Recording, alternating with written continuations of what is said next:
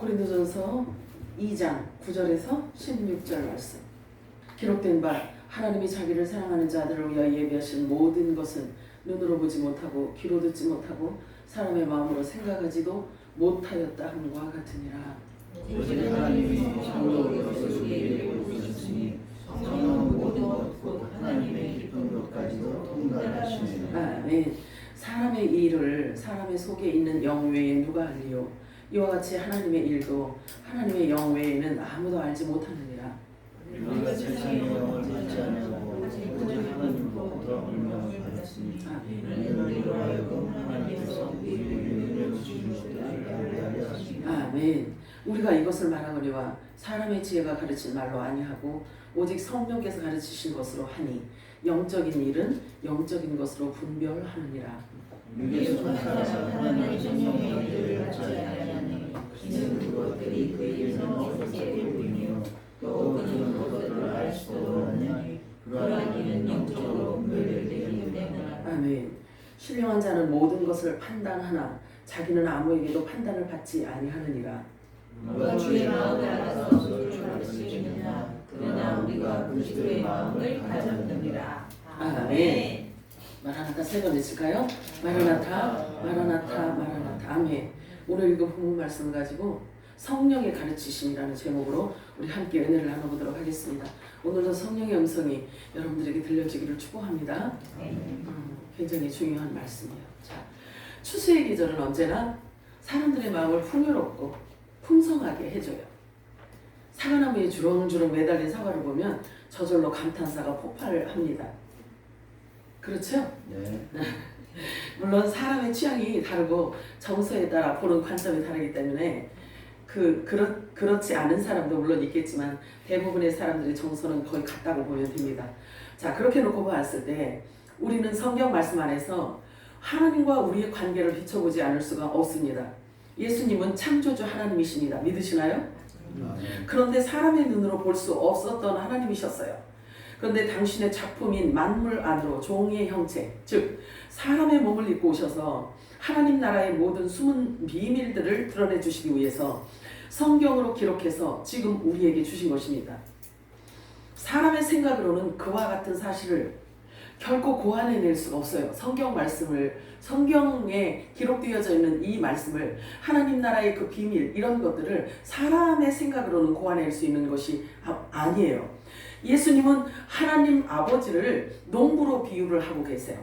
그렇다면 분명히 농사를 지으려면 농토가 있어야 되잖아요. 그죠? 자, 농토가 있어야 하고 또 뭐가 있어야 되냐면 씨가 있어야 돼요. 자, 성경은 그것을 무엇으로 비유하고 있는지 우리가 알아야 돼요. 이 세상을 밭으로 표현하고 있어요. 그리고 가장 작은 단위의 밭은 각 사람들의 마음을 밭이라고 말씀하고 있어요. 그리고 하나님의 말씀을 씨로 표현하고 있습니다. 자, 그렇다면 세상도 하나님으로 말미암아 지은 바 되었고 씨도 하나님의 말씀으로 말미암았으니 인간의 모든 역사, 있고 없음, 나라들도 많이 생겨났다가 없어지기도 하고 막 그런단 말이에요. 있고 없음, 있기도 하고 사라지기도 하는 모든 것들의 시작과 마침은 결과론적으로 볼 때 하나님께서 직접 친히 행하고 계신다는 사실을 우리는 알 수가 있어요. 우리가 알다시피 사람은요, 육체를 입고 있기 때문에 밥을 먹어야 살 수가 있어요. 그치? 밥을 먹어야 살 수가 있어요. 그런데 성경은 말씀하고 있어요. 사람들에게 생명과 관련된 매우 중요한 메시지를 선언하셨는데요. 사람은 밥과 빵으로만 살 것이 아니라고 말씀하고 있어요. 그러면 사람들의 생각을 지금 바꿔놓고 있죠. 그치? 그래서 하나님의 말씀이라고 하는 거예요. 성경은. 성령께서, 이 성경의 저자가 그래서 성령님이신 거예요. 자, 마태복음 4장 4절 읽어볼까요? 시작. 예수께서 대답하시되 기록되었을 때 사람이 떡으로만 살 것이 아니요 하나님의 입으로부터 나온 모든 말씀으로 살 것이라. 사람이 밥으로만 살 것이 아니라 하나님의 입으로부터 나오는 모든 말씀으로 살 것이라고 하셨는데 그게 무슨 뜻이냐는 거죠.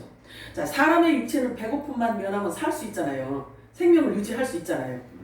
그래서 사람은 보기에는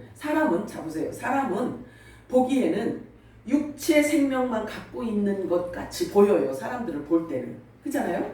근데 육체 생명만 있어 보여요. 먹으면 살고 안 먹으면 죽고 그런 육체로만 보인단 말이에요. 그러나 사람 속에는 말씀을 먹어야 살 수 있는 어떤 뭔가가 존재하고 있다는 거예요. 예수님의 말씀에 비춰볼 때. 자, 그러면 사람은 영과 혼과 육이 있어요. 다시 말해서 본능대로만 살아가는 짐승과 같은 사람이 있는가 하면 혼의 생명이 있고 또한 영의 생명이 있는 것입니다. 왜 이렇게 말할 수밖에 없냐면 하나님의 말씀을 들어도 듣지 못하고 보아도 보지 못하는 자가 분명히 존재하고 있기 때문에 그래요. 그렇잖아요. 그래서 육체로만 우리가 볼 수 있는 게 아니에요. 육체로만 봐서는 안 된다는 거지. 그 안에 어떤 존재가 있다는 거예요. 사람 안에는. 근데 다 정체성이 달라. 다른 사람들이 그 속사람이 있다는 거예요. 또 하나님의 말씀과는 전혀 아무런 관심이 없이도 잘 살고 있는 자들을 보면 그는 분명히 이 하나님의 말씀으로 살아야 되는 자들에게서는 완전히 벗어났다고 봐야 돼요. 그죠? 예수님께서 말씀하셨다니까요. 그렇잖아요. 우리 읽었잖아요. 사람은 떡으로만 밥으로만 사는 것이 아니라 하나님의 입으로 나오는 모든 말씀으로 살 것이니라 이렇게 말씀하셨잖아요. 그런데 하나님 말씀하고 전혀 관계없는데도 지금 육체가 지금 잘 살아가고 있는 자가 있다는 거예요. 그러면 그 속 사람이 다르다는 거지. 이 말씀하고는 관계없는 사람이라는 거죠. 자, 그래서 영의 생명이 있다고 하고 혼의 생명이 있으며 육체만 있고 살아가는 네피림과 같은 자가 이 땅에는 존재하고 있다는 사실입니다. 우리가 하나님의 말씀인 성경 안으로 들어오기 위해서는 우리가 하나님의 말씀 안으로 우리가 들어오기 위해서는 사람들이 무슨 말을 하든 종교, 철학, 문화, 문명의 소리가 어떠하든지 그 소리와 말씀을 섞어버리면 안 돼요. 왜냐하면 사람의 생각과 사람의 사상을 섞잖아요. 하나님의 말씀 안에 섞잖아요. 그러면 이미 영원 생명의 에너지가 그때부터 사라지게 되어 있는 거예요. 하나님의 말씀이 부족해서 사람의 지식이 필요한 게 아니란 말이에요. 하나님의 말씀을 잘 설득해서 전하기 위해서 사람의 사상을 여기다가 부합시키고 짬뽕시켜서 전하면 안 된다는 거예요. 이거 보고 유교병이라고 하는 거예요. 자, 그러면 이렇죠. 사람들이 못 알아들으니까 이렇게 막 섞어서 이야기해. 안 그래요. 왜 그러냐면 하나님의 말씀을 먹고 살아야 되는 자들의 유전자는요 따로 있단 말이에요. 그렇기 때문에 알아듣는 자는 받아 먹고 영의 생명으로 자라가게 되어 있어요. 그래서 그러면 육의 사람에게 그냥 이 영적인 것을 주기 위해서 막 설명하고 사람의 종교 영을 섞고 인간의 철학을 섞고 막 인문학을 막 섞고 이런 철학을 섞고 이렇게 해서 준다라는 생각 자체가 어불성설이에요. 이거는 말이 안 되는 거란 말이에요. 자, 그래서 우리가 성경 안으로 들어오기 위해서는 어떤 소리도 섞으면 안 된다는 거예요. 어떤 사상도 거기에 섞으면 안 되는 거예요. 그렇기 때문에 예수님께서 약속하시기를 내가 가면 예수님 말씀하셨어요. 내가 가는 것이 너희들에게 유익이다. 이렇게 말씀하세요. 그러면 내가 가는 것. 그러면 예수님이 있던 그곳으로 예수님이 가는 것이 우리에게는 유익하대요. 무슨 뜻일까요? 예수님께서 가시지 않으면 성령이 오실 수가 없어요. 예수님께서 가셔야 예수님의 이름으로 성령을 이 땅에 보내주셔야 구원이 이제 일어나기 시작하는 거예요. 부활의 영이기 때문에 그래요. 그러면 예수님이 가시지 않으면 성령님이 오실 수가 없어요. 그러면 성령님이 오시기 전에는 제자들도 그때 구원받지 못해요. 성령이 오시지 않으면 제자들도 구원을 못 받는다니까? 왜 그럴까요? 예수님이 하신 말씀을 깨닫고 받아 먹어야지 사는데 그 말씀이 부활이고 생명이고 영생인데 그런데 예수님하고 같이 있으면서 예수님이 그 숱한 이야기를 해주셨는데도 제자들이 알아들어? 못 알아들어? 못 알아들었기 때문에 구원이 임하지가 않는 거예요. 완전한 부활의 구원에 이를 수가 없었던 거예요. 그래서 사람을 있잖아요. 완전한 부활의 구원에 이르게 할 수 있는 분 오직 성령 하나님이에요. 자, 그래서 내가 가야 너희들에게 유익하다. 그래서 내가 가면 한 선생을 너희들에게 보내주겠다. 너희는 그 선생의 말을 들어야 하느니라. 왜 그러냐면 그 선생이 하는 역할이 있다. 그러니까 성령께서 하시는 역할을 가르쳐 주신 거예요. 그래서 성령을 받은 자들만 예수님이 하신 이야기가 무슨 뜻인지를 알고 하나님 나라에 대한 비밀도 알고 하나님 생각도 알고 하나님 나라의 무슨 뜻을 갖고 이 땅 만물을 창조하셨는지에 대해서 알 수 있단 말이에요. 알아야 그 말씀을 듣고 알아야 깨달아야 구원받을 수 있단 말이에요. 자, 요한복음 14장 26절 읽겠습니다. 시작. 보혜사 곧 아버지께서 내 이름으로 보내실 성령 그가 너희에게 모든 것을 가르치고 내가 너희에게 말하는 모든 것을 생각나게 하리라. 자, 이 말씀을 보면 이래요. 자, 예수님께서 뭐라고 하셨냐면 내가 아버지의 이름으로 왔느니라. 예수님이 이렇게 말씀하셨어요. 그치? 나는 아버지의 이름으로 왔느니라 이렇게 말씀을 하셨고 또 성령님도 예수님의 이름으로 보내신다는 거예요. 그러면 성부 하나님 이름도 예수요. 성자 예수도 예수요. 성령, 그러니까 예수님이 가셔서 보내주시는 성령님도 예수님이야. 그래서 예수님 자신이 삼위 하나님이라니까. 삼위일체 하나님이란 말이에요. 천년왕국에 우리가 보면은요, 만왕의 왕으로 오시는 예수님이 삼위일체 하나님이시라는 것을 이제 안단 말이에요. 이미 말씀에 그렇게 기록하고 있기 때문에 그래요. 자, 요한복음 16장 8절에서 13절 읽어볼까요? 시작. 성령께서 오시면 하시는 일이에요. 시작.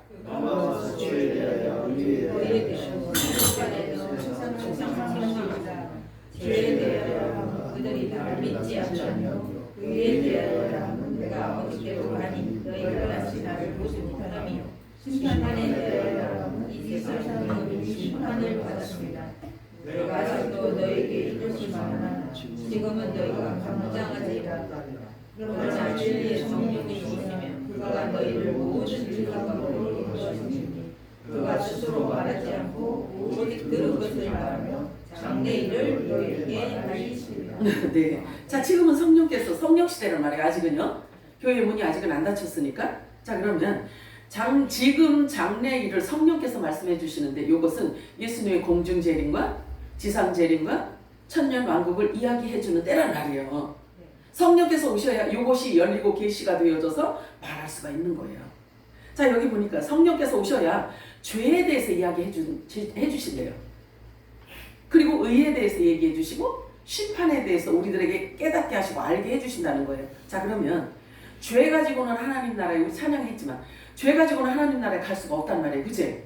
그러면 그 죄를 해결하는 방법은 성령께서 오셔야만 알 수 있다는 얘기잖아요. 그치? 그래서 교회에서 말하는 죄, 성경이 말하는 죄, 하나님이 말씀하시는 죄에 대해서 분명히 알아야 돼요. 그런데 이 죄에 대해서 모르고 사람들은 굉장히 방황을 한단 말이에요.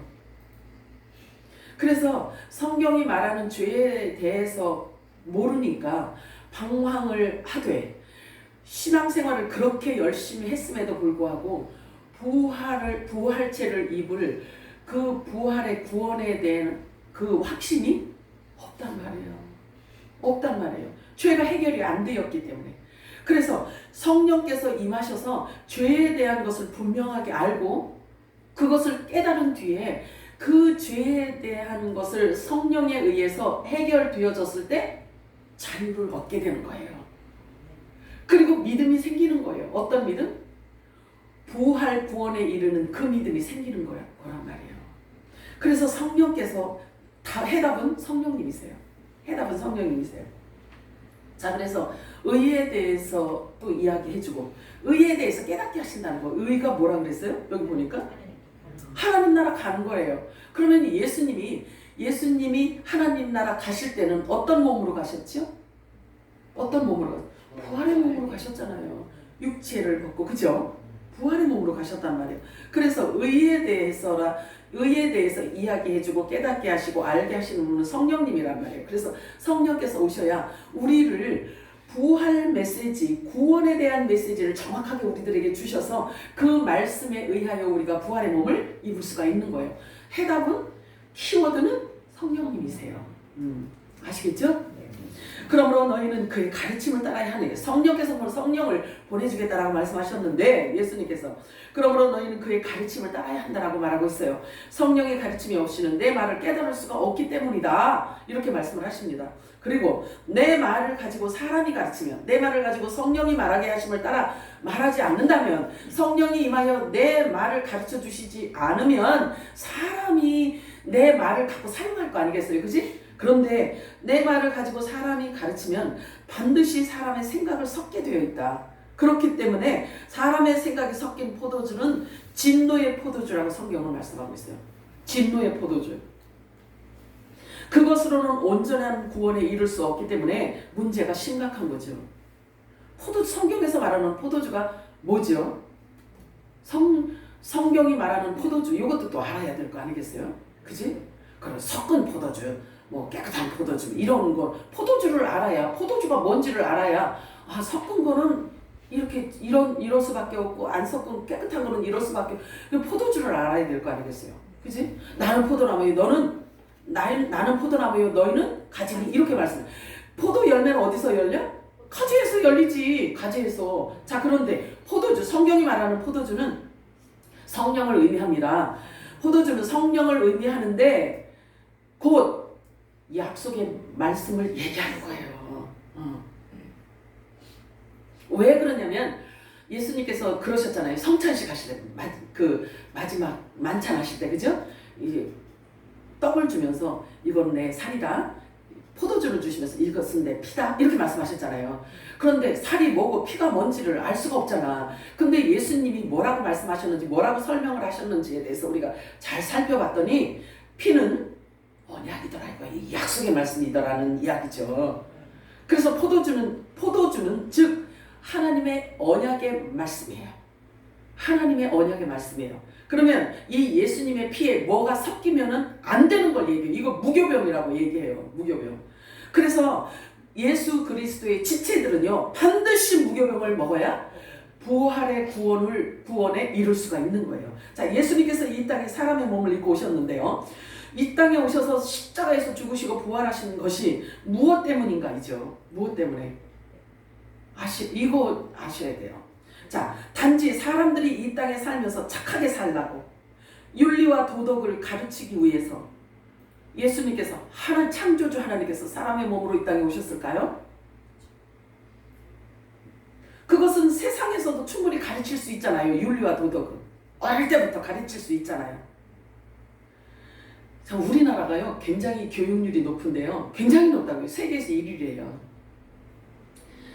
세계에서 가장 높은 나라로 조사 결과가 나왔는데, 자, 그렇다면 교육률이 가장 높은 우리나라에 윤리와 도덕이 더 바르고 세상이 더 정의로워져야지 당연한 거 아닐까요? 그렇잖아요. 많이 배웠으니까. 세계 1위라니까. 자, 그런데 전혀 그렇지가 않잖아요. 그렇지가 않잖아요. 몰라서 그렇지 우리나라가요 지금 윤리와 도덕이 제일 깨끗하고요 최고예요. 이렇게 말하는 사람도 있긴 있겠지만, 그죠? 그런 사람도 있을 수는 있겠지만, 그렇지 않다는 것을 우리는 보고 있잖아요. 그건 왜 그럴까요? 그건 왜 그럴까? 이렇게 쉽게 생각하면 돼요. 정치가 망가져서 그래요. 또 뭔 정치 얘기한다고 또 그래. 아니, 법을 만들잖아. 악법을 만들어서 사람들이 악을 행하는 데 있어서 조금 더 거리낌 없이 행하게 하잖아요. 기억 아니요? 요번에 10월 27일 날 대단했죠, 그지? 못 간 게 서운해. 나도 갔어야 돼. 우리도 쭉 갔어야 되는데. 자, 그런데 정치가 망가진 것은 정치인들의 사상이 잘못됐기 때문에 그래요. 그래서 이상한 악법을 만들어내고 교육계든 어디든 모두 망가뜨려버렸단 말이에요. 이젠 거의 회복 불가능하게 되었어. 근데 이거 지금 뭐죠? 포괄적 무슨 차별금지법. 이게요 엄청나대요. 우리가 그 내용을 몰라서 그렇지 그 그물망이요 어마어마하대요. 거기서 빠져나갈 수 있는 사람이 거의 없다고 해요. 유럽이 지금 그것 때문에 망했잖아요. 더 이상 어떻게 할 방법이 없잖아요. 그래도 하나님께서 우리나라 정말 이제 기회를 주시는 것 같아요. 하나님께서 이 안녕의 기회를 주실 때 교회에서 부지런히 기도하고 주님과 우리가 의의 옷을 깨끗하게 이제 우리가 입어야 돼요. 아니요? 자, 보세요. 이제 우리가 이제 동물 세계를 보잖아요. 동물 세계를 보면은 사자가 먹잇감을 잡아먹을 때요, 다 먹지 않고 조금씩 남겨둔다. 그러면 독수리가 와서 먹고, 또 약한 동물이 와서 또 남아있는 고기로 배를 채우고, 그런 모습을 본 적이 있어요. 자, 그런데 이 동물들은 이렇게 남겨주는 미덕을 보이는데, 고등교육을 받은 사람이 세계에서 가장 높은 대한민국에서 동물이 아니라 그 어느 나라보다도 윤리와 도덕 수준이 높아야 하고 이타적이어야 되는데, 그렇잖아요. 이타적이어야 되잖아요. 그런데 그렇지 않다는 거지.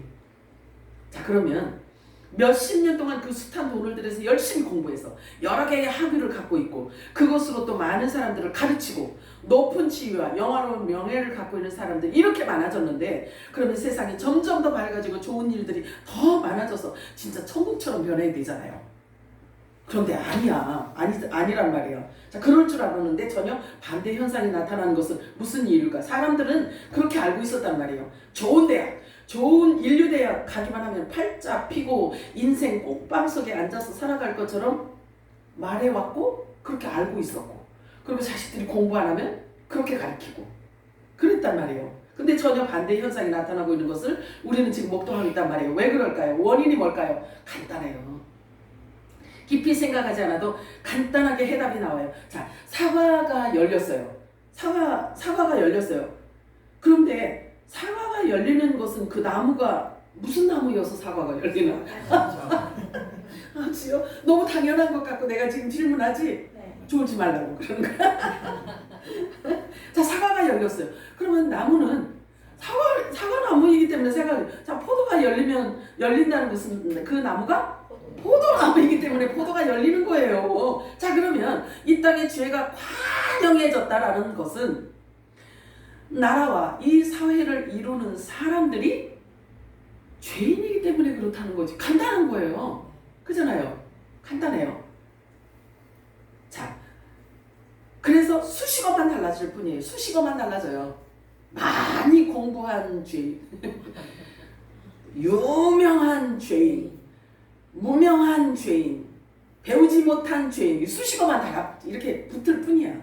수식어만 다를 뿐인 거예요. 자, 그런데 선한 일과 의의 열매를 맺는다는 것은 그 사람이 의의 나무와 연합되어져 있다는 것을 확증하는 거예요.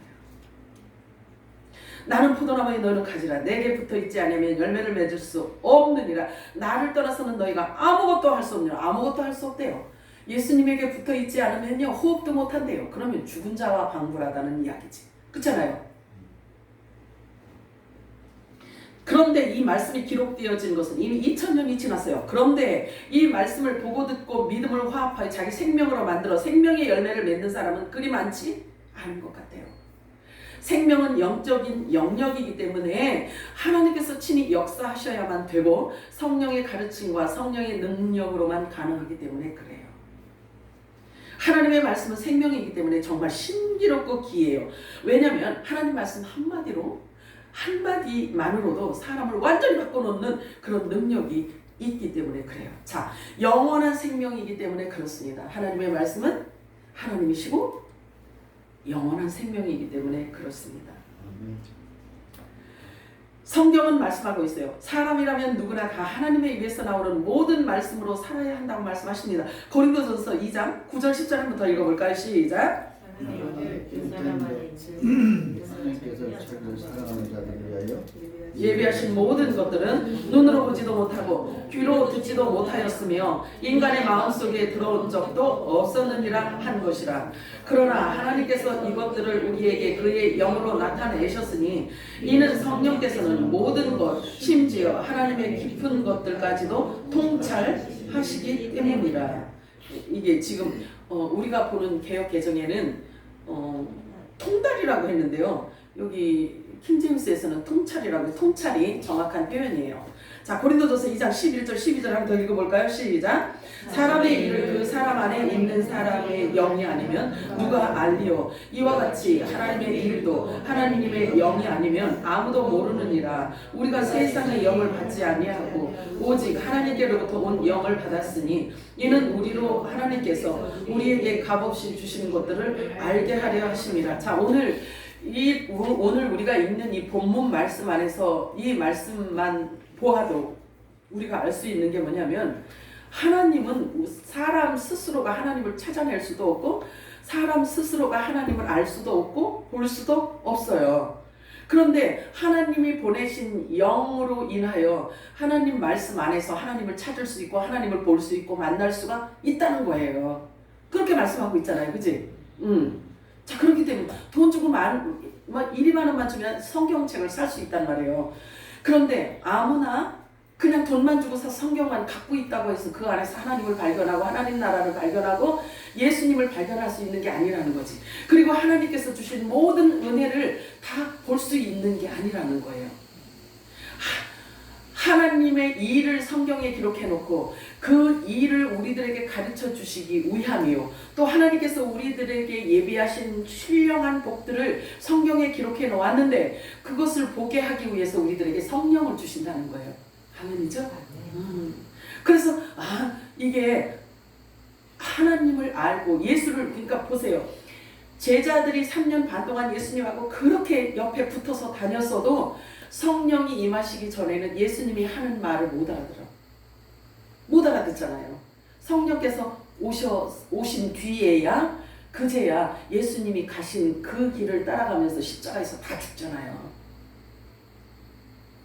우리에게 성령을 주시는 이유는 하나님께서 우리에게 값없이 주신 것을 알게 하기 위함이라고 말씀하고 있어요. 그런데 사람이 그 은혜를 알면 어떻게 될까? 자, 그런데 이제 사람들이 그 은혜를 알면 어떤 자세가 나올까요? 하나님께서 우리들에게 주신 그 엄청난 하나님의 일들, 우리들을 위해서 예비하시는 그 일들, 한두 가지겠어요, 그게? 그지? 그러면 당연히 하나님께 감사하고 찬양하며 이제는 내 뜻대로 마옵시고 아버지 뜻대로 하옵소서, 이렇게 하나님께 영광 올려드리는 그 감사가 나올 수 있잖아요. 그죠? 아는 만큼이잖아. 자, 그래서 하나님께서 우리에게 값없이 주신 것이 어찌 한두 가지이겠어요만 그 수없이 많은 것들을 우리로 알게 하시기 위해서 성령을 주신다는 거예요. 그래서 하나님께 감사 많이 하는 사람일수록 속사람이 강건하다고 볼 수 있어요. 자, 그래서 결과적으로 하나님을 알고 나를 알며 내가 누구이지, 나는 과연 어디로부터 왔나, 내가 왜 이 땅에 이렇게 존재하는지 그 정체성을 분명하게 알아야 하나님께 진정한 영광을 올려드릴 수가 있어요. 바르게 알아야 우리 안에 주님이 주시는 평강을 누릴 수가 있잖아요. 그냥 대충 살면 그냥 환경 따라서 울고 웃고 이렇게 살잖아. 그런데 하나님으로부터 온 영, 성령이 우리 안에 임하여서 우리가 하나님 나라의 시민권을 가진 자고 우리의 신분이 어떤 신분인지를 내가 알 때에 우리의 마음이 달라지지 않겠어요? 또 우리의 생각이 달라지지 않겠어요? 그치? 세상 사람과는 달라야 되지 않나요? 왜냐면 하나님 나라의 시민권을 가진 자들이기 때문에. 물론 우리 정지사님 시민권도, 미국 시민권도 포기하고 막 한국이 좋아서 들어왔다고 하는 애국자야. 우리 교회는 이렇게 이쁜 사람들이 많아. 자, 그래서 하나님은 아는 만큼, 이제 사람은 자기가 아는 만큼 말할 수 있어요. 증인도 마찬가지예요. 증인도 아는 만큼 말할 수가 있습니다. 아는 건 요만큼 아는데 말은 이만큼 해. 그러면 여기에 사람 생각이 이만큼 섞였다는 거예요. 아는 건 요만큼 알아. 진리는 요만큼밖에 몰라. 그런데 말은 60, 70평생을 이만큼 불려서 이야기를 했어. 그러면 평생 이만큼 불려서 자기가 얘기를 한 거예요. 사람의 생각을, 자기 생각을 한 거란 말이에요. 증인은 정확한 거를 전해야 되는 거예요. 그래서 그래서 성령이 말하게 하심을 따라 말하기 위해서 너 예루살렘을 떠나지 말라고 했어요. 예수님이 제자들에게 너희가 예루살렘을 떠나지 말아라. 왜냐하면 내가 가서 아버지께로부터 내 이름으로 보낼 성령을 너희들이 받을 때까지는 너희들이 움직이지 마라. 움직이지 말래요. 증인인 척하고 7년에 8년에 이렇게 돌아다니지 말라는 거예요. 예루살렘을 떠나지 말아라. 그리고 거기에서 내가 보내는 그 성령이 너희들에게 임할 때까지, 그 성령을 받을 때까지 있으라는 거예요.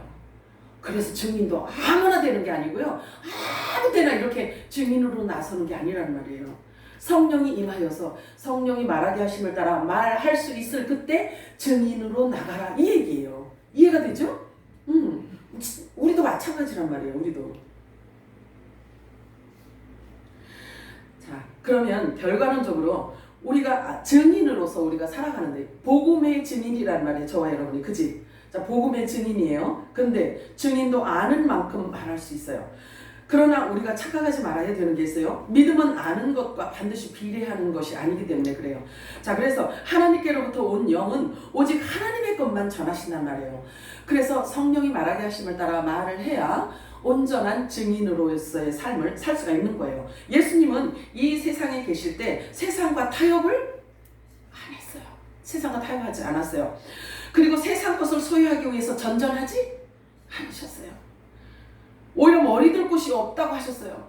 그런데 슬퍼하거나 울거나 그냥 막 이렇게 안 하셨어요. 왜냐하면 예수님께서 말씀하시기를 나는 이 땅은 예수님의 나라가 아니라는 것을 예수님이 밝혔단 말이에요. 이 땅은 예수님의 나라가 아니었기 때문에 그래요. 자, 그래서 예수님은 사람을 의지하지도 않았다고 말씀하셔요.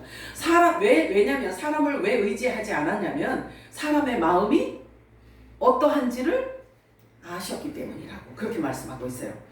그런데 사람은 그때나 지금이나 같아 틀려? 똑같아. 자, 요한복음 18장 36절 볼까요? 시작.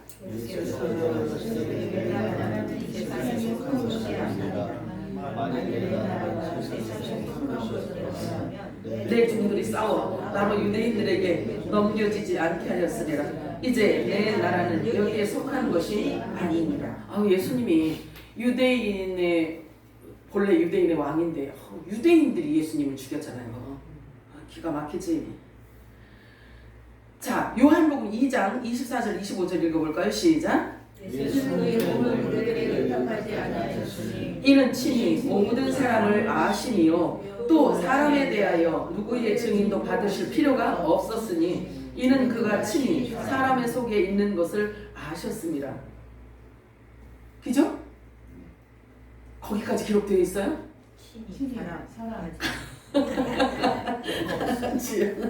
자, 예수님께서 사람을 의지하지 않으신 것은 그 사람의 속이 어떠한지를, 사람이 어떠한지를 잘 아셨단 말이에요. 잘 알고 계셨어요. 자, 그래서 우리가 지금 이 세상에 존재하는 이유는요, 내 육신의 만족과 행복만을 추구하기 위해서 존재하는 것이 아니에요. 다시 말해서 사람의 일을 도모하여서 이 땅에서 잘 먹고 잘 살기 위함이 아니라는 거지요. 그래서 하나님으로부터 온 영을 받았기 때문에 하나님의 마음을 알고 저와 여러분이 하나님께로부터 영이 왔어요. 자, 예수의 영이 우리 안에 임했단 말이에요. 그러면 예수님의 마음이 우리 안에 임한 거잖아요. 네. 하나님의 생각이 우리 안에 임한 거잖아요. 네. 알파와 오메가 되시는 만세전에 창세전에 영원전에 아버지가 갖고 계셨던 그 아버지의 마음이 우리 안에 임하였다는 거예요. 왜 그 얘기하니까 너무 멀어? 자, 우리가 있잖아요. 자, 보세요. 우리가 수요일, 금요일이고 이렇게 하나님의 말씀을 6,000년 전이나 에덴 동산이나 막 이런 말씀을 우리가 계속 모든 예배 때마다 우리가 거의가 거론하고 있잖아요. 그치? 그러다 보니까 6,000년도요 그냥 어제 일 같아. 이렇게 그냥 같이 움직이는 것을 느끼겠어요. 그래요, 아니요? 그래요. 그러니까 예수님 오실 때 그 시대나 6,000년 전이나 지금이나 그냥 하나로 이렇게 펼쳐져 있는 것 같은 느낌을 받아요. 나만 그런가? 다 그렇지? 응. 예수님은 어제나 오늘이나 영원토록 동일하시기 때문에 예수의 영이 임하였기 때문에 그런 거예요. 그렇게 느껴지고 그렇게 생각하는 게 자연스럽고 당연한 거란 말이에요. 하나님께로부터 온 영을 우리가 받았잖아요. 하나님께로부터 온 영을 받았기 때문에 하나님의 마음을 알고 그분의 뜻을 알고 내 안에 품는단 말이에요. 아버지의 뜻을. 그래서 그 뜻을 이루어드리기 위해서 우리가 하나님과 연합되어서 하나 되었다라는 것을 증명하는 거란 말이에요. 우리의 생각, 우리 말, 모든 것들이. 자, 그래서 하나님의 뜻을 우리가 입으로 선포를 하고 하나님의 나라의 일들을 우리를 통해서 드러내는 거예요. 고린도전서 2장 13절 이하를 우리 함께 읽어볼까요? 시작. 우리가 이것을 말하거니와 사람의 지혜가 가르친 말로 아니하고 오직 성령께서 가르치신 것으로 하니 영적인 일은 영적인 것으로 분별하느니라. 육에 속한 사람은 하나님의 성령의 일들을 받지 아니하나니 이는 그것들이 그에게는 어리석게 보이며 또 그는 그것들을 알 수가 없나니 그러한 일은 영적으로 분별되기 때문이라. 자, 이 보세요. 자, 육에 속한 사람은 보여지는 것에 연연하면서 살아갈 수밖에 없어요. 그런데 하나님께로부터 온 영을 받은 자들은 세상 사람들과 전혀 다른 이야기를 하고 산다는 거예요. 다른 관점, 다른 지식, 다른 생각으로 살아가고 있다는 거예요. 이렇게 다르게. 하늘과 땅이 다르듯이 다르다는 거예요. 하나님의 성령의 일들을 알 수 있는 방법은 영적으로라야 알 수 있다라고 말씀을 하십니다. 그러면 저와 여러분이 하나님이 보낸 영, 예수의 영을 받은 자라고 한다면 우리의 모든 생각이 다르고 마음이 다르고 관점이 다 달라야 되겠지요. 자, 하나님으로부터 영이 주어져서 또 하나님의 마음과 하나님의 생각을 알 수가 있어요. 이거는요, 무엇을 통해서 이렇게 하나님과 교통이 이루어지냐면 예배를 통해서만 가능한 거예요. 예배를 통해서만. 자, 그래서 아버지가 받으시는 예배, 아버지가 찾으시는 예배, 아는 것을 예배하는 자들의 그 모임, 곧 영과 진리로 아버지와 교통이 이루어지는 예배자들을 찾으시는 때가 바로 지금이라는 거예요. 왜냐하면 하나님의 영 외에는 하나님의 일을 알 수가 없기 때문에. 예배를 통해 부어지는 늦은 비 기름 부으심은 곧 하나님의 일을 말씀하시는 거고요. 그분의 뜻을 받는 것과 같은 거예요. 자, 고린도전서 2장 15절 16절 시작.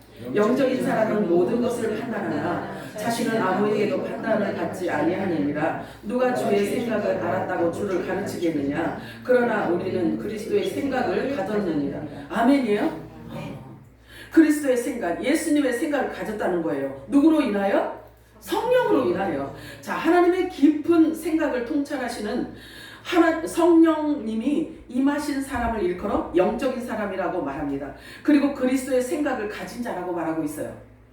그렇기 때문에 이 생각이 육체를 입고 육체를 위해서만 살아가는 이 사람들과의 생각은 땅과 하늘 차이란 말이에요. 자, 하늘의 모든 신령한 것들을 모두 알고 계신 성령께서 성경을 통하여 우리에게 허락하신 모든 신령한 복을 확인해 주시고 확증해 주시기 때문에 성령께서 확증해 주시고 확인해 주시며 보증까지 서주신다고 말씀하셔요. 성령이 보증해 주신대요. 성령이 보증해 주신다는 것은 기록되어져 있는 말씀을 믿음으로 붙든 자들에게 이 말씀 자체가 보증해 준다는 거예요. 아멘이요? 네. 기가 막히지. 우리의 기업에 보증이 되어주시는 하나님이세요. 이 말씀 안에 있는 기업, 하나님이 우리들에게 주신 약속을 보증해 주신다는 거예요. 누가? 친히 성령께서. 자, 하나님께서 자기를 사랑하는 자들을 위해 예배하신 모든 것들은 사람의 눈으로 보지 못하였대요. 사람의 눈으로 보지 못하였대. 근데 이 성경을 1500년도부터 지금 1100년도부터 성경이 나와서 지금 성경을 읽고 성경을 갖고 있는데요. 자, 사람의 눈으로 보지 못하였대. 보는데 보지 못하였대요. 지금 그 얘기예요. 2장 말씀, 고린도전서 2장 말씀.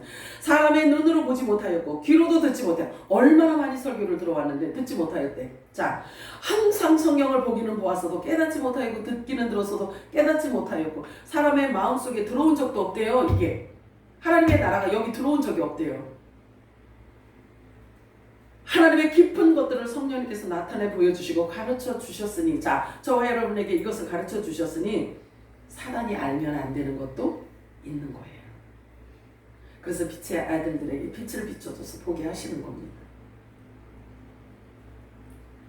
적그리스도의 영은 종교의 탈을 뒤집어쓰고 교회 안에 도사리고 있습니다. 자칭 유대인이라 하는 자들은 하나님의 성령의 일을 받지 못한다고 성경은 말씀하고 있어요. 그에게는 그것이 어리석게 보이기 때문이요. 교회를 상대로 해서 자신의 자아를 충족시키려 하기 때문입니다. 그래서 성경에 보면은요, 우리는 하나님의 깊은 것까지 다 통찰하시는 성령께서 오셔서 감춰져 있는 것까지도 성령이 우리들에게 계시하고 보여주신단 말이에요. 그치? 그런데 이렇게 영적인 눈이 멀고 모르는 사람들은 사탄의 깊은 것을 알아차리지 못한다고 얘기하고 있어요. 알아차리지 못한다고 말하고 있어요. 보지 못하니까 속을 수밖에 없는 거지. 두아디라 교회에 하나님께서 책망하실 때 그렇게 말씀하셔요. 자, 다음은 두아디라 교회가 예수님으로부터 책망듣는 장면이에요. 계시록 22장 20절 읽겠습니다. 시작. 그러나 내게 책망할 일이 있노라. 자칭 선지자라 하는 여자 이세벨을 내가 용납함이니 그가 내 종들을 가르쳐 꾀어 행음하게 하고 우상의 제물을 먹게 하는 거다. 우상의 제물이라는 것은 이렇게 해요.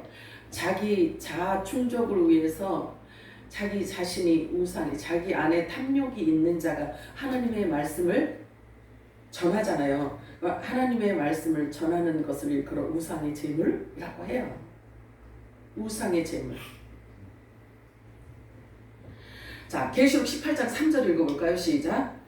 그 행음의 진노의 포도주로 말미암아 만국이 무너졌으며 또 땅의 왕들이 그와 더불어 음행하였으며 땅의 상인들도 그 사체의 세력으로 치부하였도다 하더라.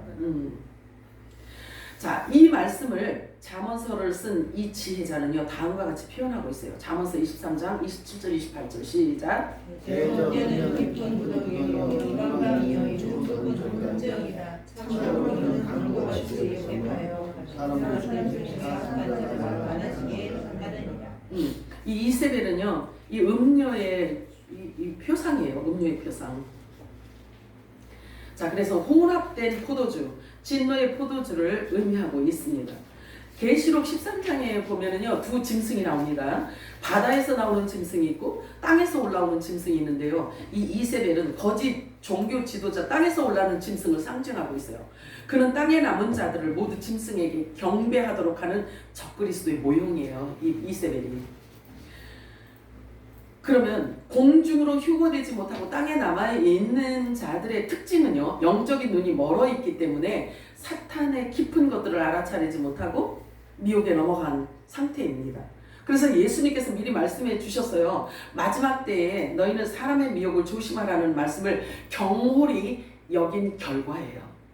또한 마지막 때에는요, 정보의 홍수 속에 살게 될 것이고 쓰나미처럼 쏟아질 수많은 설교의 홍수에 함몰될 것을 미리 예수님께서 말씀해 놓으셨단 말이에요.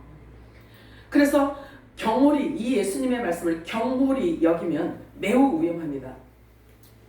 그러나 진리의 성령이 임한 자, 신령한 자, 영적인 사람은요, 마지막 때도 선과 악을 구분할 수 있는 자라고 하나님께서 말씀하셔요. 선과 악을 구분할 수 있는 자. 그래서 도리어 모든 것을 판단하게 될 것이라고 말씀을 하십니다. 그러나 자기는 아무에게도 판단을 받지 않게 된다고 성경은 말씀하고 있어요. 왜냐하면 참 진리가 임하였고 성령이 임하였기 때문에 그래요.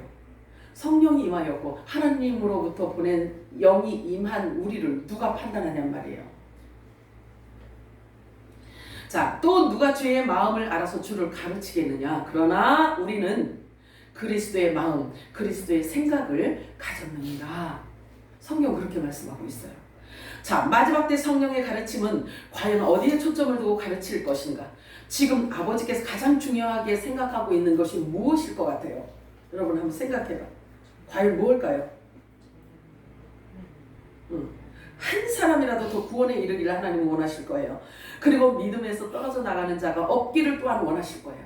그래서 아들들에게 하나님께서 집중해 있을 거란 말이에요. 그런데 아들들을 기대하고 집중하시는 이유는 아들들을 통해서 하실 종들에게 주어야 하는 할 역할을 잘 감당하게 하기 위해서 아들들에게 집중하실 거란 말이에요. 의의 옷을 입혀주시고 빛의 아들들이 빛의 열매를 맺기를 또한 원하실 거란 말이에요.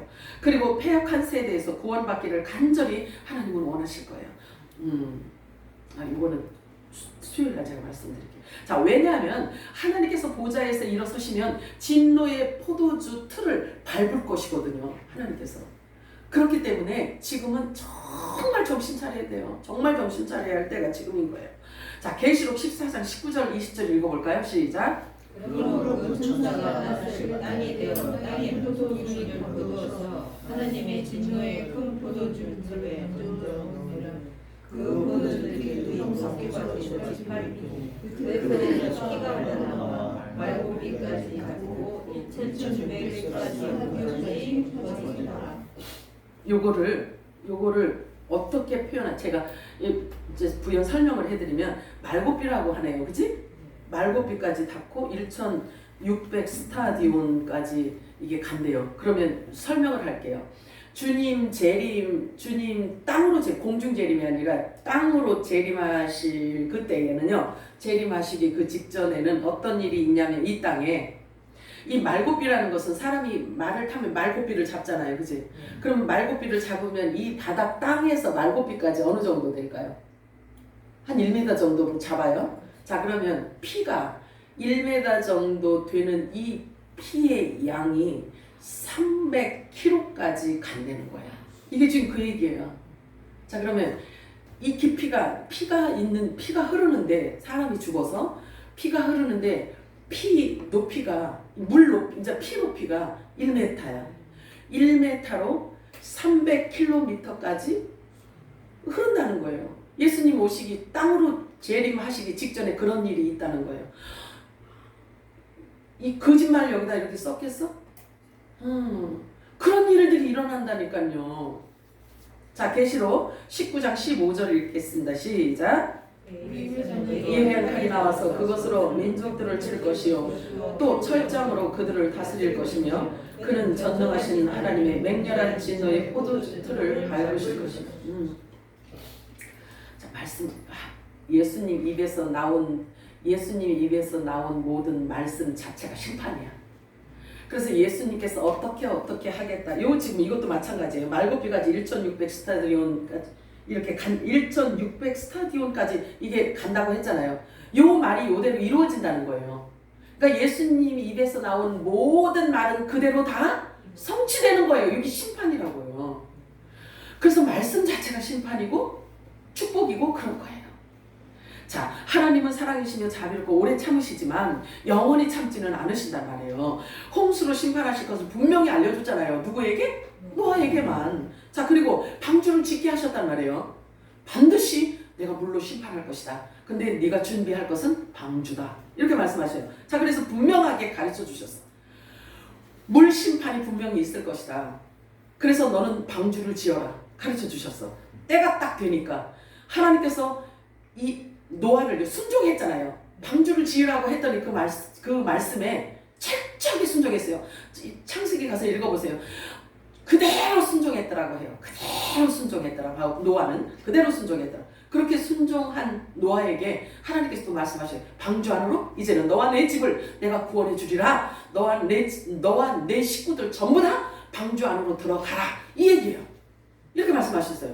자, 그러면 하나님은 자비롭고 오래 참으시고 사랑이시기는 한데 공의 하나님이란 말이에요.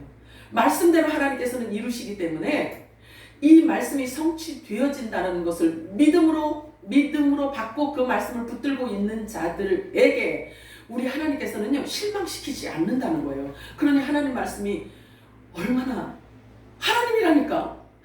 요한복음 1장 1절 보세요. 말씀이 곧 하나님이래요. 그래서 말씀을 하나님처럼 우리가 두렵고 떨림으로 하나님의 말씀을 붙들고 있는 자들을 편에서 하나님은 일을 하신단 말이에요.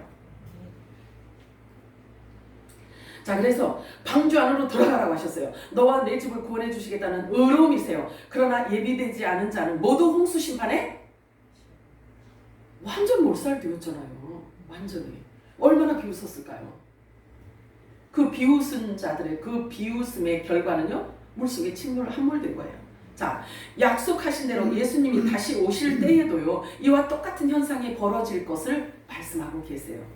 조롱하는 자들이 있을 거라는 거지. 주님이 공중 강림하시고 지상 재림하실 것이며 또 이렇게 말고비까지 그 피가 말고피까지 이 말씀을 붙들고 우리는 두렵고 떨림으로 하나님의 말씀, 기록된 그 말씀대로 성취될 것을 확실히 믿기 때문에 천국을 향한 소망을 우리는 갖고 있단 말이에요. 그치? 우리 편이라니까 하나님께서. 자, 그래서 오직 주님께는 우리를 향하사 오래 참으시고 아무도 멸망하지 않기 위해서 다 회개하는데 이르기를 주님은 원하신단 말이에요. 그런데 어떤 사람들은 더디다고 방종하고 있잖아요. 더디다고 방종하고 있잖아요. 지금 이 역사의 흐름 보세요. 지금 주님이 얼만큼 더 참고 기다리시겠나 한번 보세요. 하나님의 아들들 다칠까봐, 눈동자같이 사랑하시는 하나님의 아들들 다칠까봐도 주님은 오신단 말이에요. 자, 거룩함이 없이는 구원에 이를 수 없기 때문에 우리 모두가 깨어있어 거룩함을 입고 주님 앞에 설 수 있게 되기를 하나님은 참고 기다리시는 중인 거예요. 믿으시기 바랍니다. 마태복음 24장 37절에 42절 읽겠습니다. 시작. 노아의 때와 같이 인자 이만도 그러하리라. 홍수전에 노아가 방주에 들어가던 날까지 사람들이 먹고 마시고 장가들고 시집가고 있으면서 홍수가 나서 그들을 다 멸하기까지 깨닫지 못하였으니 인자의 임함도 이와 같으리라. 두 사람이 밭에 있음에 한 사람은 데려감을 당하고 한 사람은 버려둠을 당할 것이요 두 여자가 맷돌질을 하고 있음에 한 사람은 데려감을 당하고 한 사람은 버려둠을 당할 것이니라. 그러므로 깨어있으라. 어느 날에 너희 주가 임하는지 너희가 알지 못하니라. 깨어있으라고 말씀하고 있어요. 잠자지 않고 맨날 24시간 깨어있으라는 그 얘기요? 아니지. 죄악이 춘천하고 죄악이 관영한 캄캄함이 이 땅에 이렇게 임한 것을 밤이라고 한단 말이에요. 그래서 마태복음 25장에 열 처녀 비유가 죄악이 관영한 세상을 지금 표현하고 있는 거예요. 밤중에 신랑이라 나와라 이렇게 했잖아요. 그런데 이렇게 죄악이 관영한 세상, 이 어둠에 있지만 빛의 아들들은 빛의 겉옷을 지금 입고 있잖아요. 의의 옷을 지금 입고 있잖아요. 그렇기 때문에 우리는 밤에 있는 자들이 아니라는 거지. 이러므로 너희도 준비하고 있으라. 생각하지 않은 때에 인자가 오리라. 충성되고 지혜 있는 종이 되어 하나님의 집 사람들을 맡아 때를 따라 양식을 나눠주라. 그 종이 복이 있느니라. 자, 지금 이 땅이 보존되어 있는 것을, 자, 지금 이 땅이 이렇게 지금 보존되어 있단 말이에요. 홍수 심판 후에, 그지? 홍수 심판 후에 이렇게 땅이 지금 보존되어 있는데, 심판하신 하나님께서, 물로 심판하신 하나님께서 이 마지막 때에 이 땅이 이렇게 존재하는 이유는요, 이 마지막 때에 경건하지 않은 자들을 불에 내어주려고 이 땅을 지금 이 땅이 이렇게 존재하고 있대요.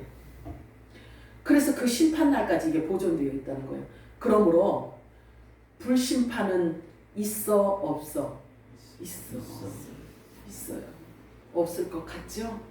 있어요. 베드로 사도가 성령의 감동 받아서 기록한 거잖아요. 자, 베드로후서 3장 6절에서 14절 읽고 마치도록 하겠습니다. 시작. 이로 말미암아 그때 세상은 물이 넘치고 멸망하시되 이제 하늘과 땅은 그 물건이란 말씀으로 설사를 위하여 보호하신 바 되어 경건하지 아니한 사람들의 심판과 멸망의 날까지 보관하여 주시나. 사랑하는 자들아, 주께는 하루가 천년 같고 천년이 하루가 같다는 이 한 가지를 잊지 말라. 주의 약속은 어떤 이들이 더디다고 생각하는 것까지 거짓이 아니라 오직 주께서는 너희를 대하여 오래 참으사 아무도 멸망하지 아니하고 다 회개하기에 이르기를 원하시느니라. 그러나 주의 날이 도둑같이 오리니 그날에는 하늘이 큰 소리로 떠나가고 물질이 뜨거운 불에 흐르짖으므로 땅과 그 상에 있는 모든 것이 드러나리라. 이 모든 것이 이렇게 풀어지리니 너희가 어떠한 사람이 되어야 하느냐. 거룩한 행실과 경건함으로 하나님의 의하기를 바라고 간절히 사모하라. 그날에 하늘이 불에 타서 풀어지고 물질이 뜨거운 물에 녹아지려니와 우리는 그의 약속대로 너희가 있는 곳에 새 하늘과 새 땅을 바라보다. 그러므로 사랑하는 자들아, 너희가 이곳을 바라보니 주 앞에서는 점도 없고 흠도 없이 영광 가운데서 나타나기를 힘쓰라. 아멘이에요. 사랑하는 구성하신 하나님 고맙고 감사합니다.